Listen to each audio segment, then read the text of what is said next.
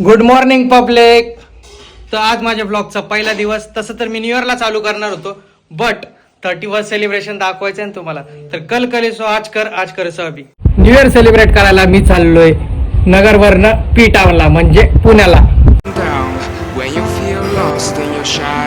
Finally काय झालोय आम्ही पुण्यात.